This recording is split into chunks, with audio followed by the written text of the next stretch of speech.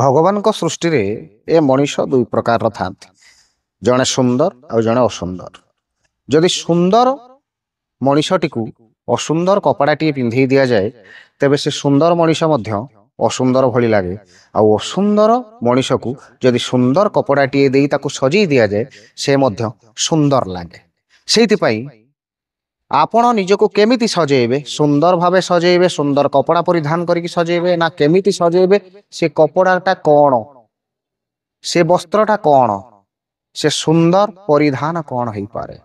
ଆପଣଙ୍କ ଗୁଣ ଭଲ ହେବା ଦରକାର, ଆପଣଙ୍କ ଆଚରଣ ଭଲ ହେବା ଦରକାର, ଆପଣଙ୍କ ବ୍ୟବହାର ଭଲ ହେବା ଦରକାର, ଆପଣଙ୍କର କଥାବାର୍ତ୍ତା ଭଲ ହେବା ଦରକାର, ଆପଣ ବଡ଼ଙ୍କୁ ସମ୍ମାନ ଦେଉଥିବା ଦରକାର, ଆପଣ ସାନ ଲୋକଙ୍କୁ ସ୍ନେହ ଦେଉଥିବା ଦରକାର, ଆପଣ ବନ୍ଧୁ ମାନଙ୍କୁ ସହଯୋଗ କରୁଥିବା ଦରକାର, ଦୁଃଖୀ ରଙ୍କିକୁ ସାହାଯ୍ୟର ହାତ ବଢ଼ାଉଥିବା ଦରକାର।